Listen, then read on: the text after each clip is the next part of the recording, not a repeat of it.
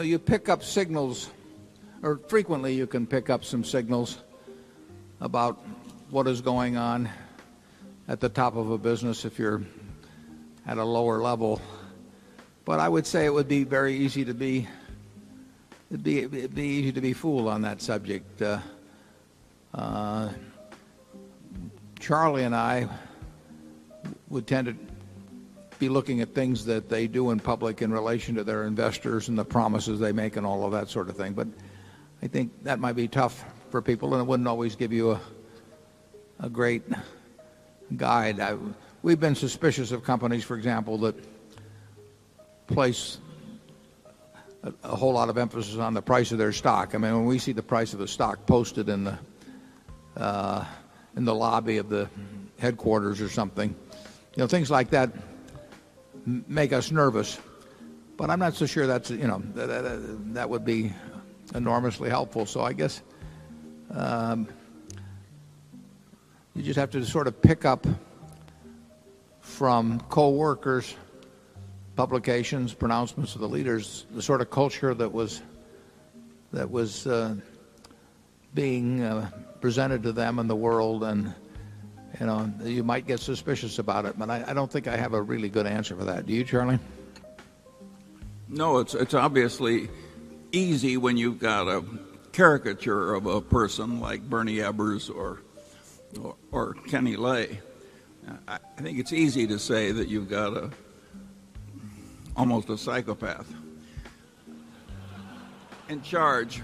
But what fools you is a place like Royal Dutch. If I'd been asked to guess major companies with sound long-term cultures and good engineering values and so forth, Royal Dutch would have been near the top of my list. And to have the oil reserves phonied for years and internal reports that people were tired of lying, and if it can happen at Royal Dutch, believe me, it can happen a lot of other places. Yeah, Charlie and I would not have spotted at Royal Dutch by any of the means that we normally use. In fact, as Charlie said, we might have used that as an example of some place that was almost certainly above reproach, and then you do read the emails and all that.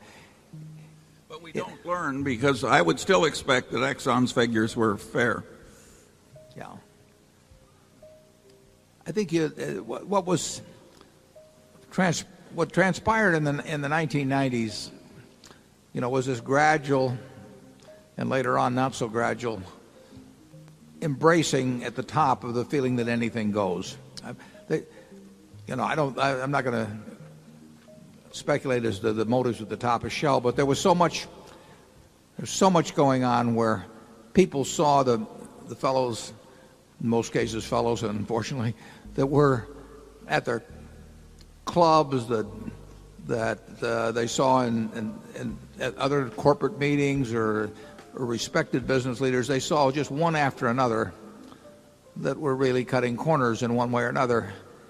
And situational ethics can take over in that. People do, I think they sink faster to a lower prevailing morality than they rise to a higher prevailing morality, but they do move in the direction of what they perceive to be the prevailing morality of those around them in many cases. And certainly the corporate world in the late 1990s particularly was extreme on that.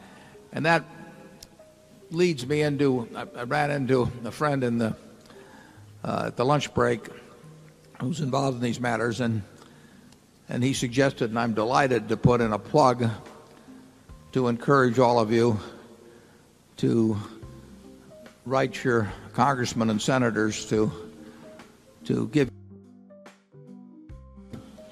should be expensed, or whether indeed whether Congress has got any business legislating on the question of what proper accounting is.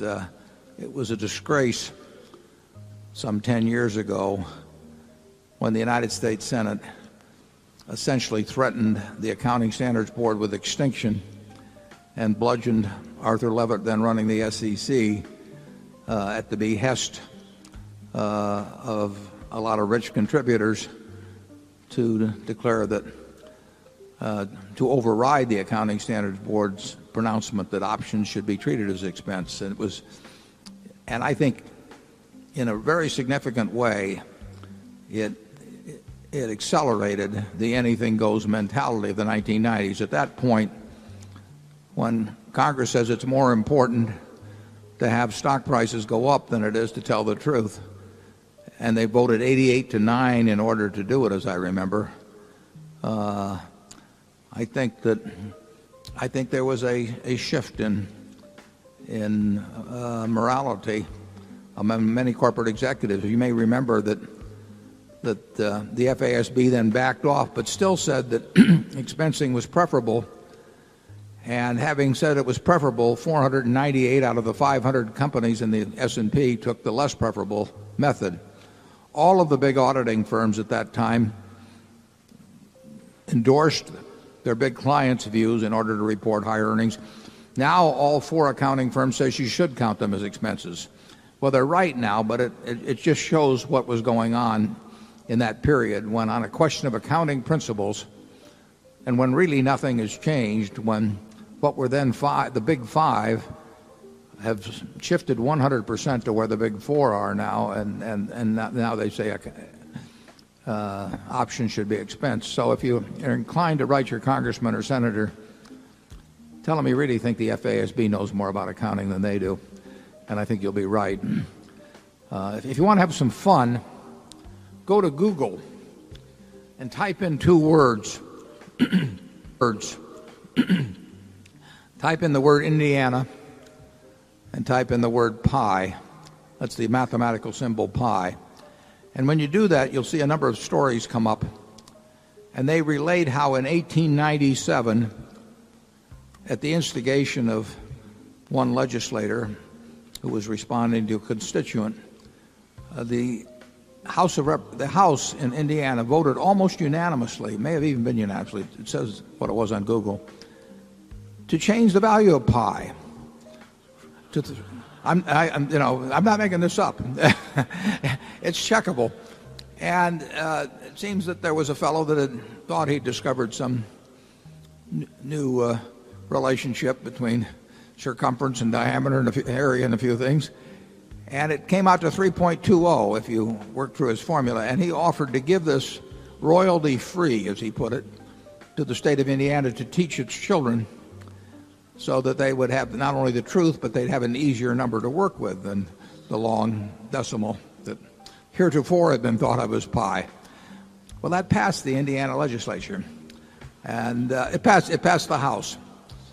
By the time it got to the Senate, there were a few people that were still clinging to the old values who managed to shoot it down.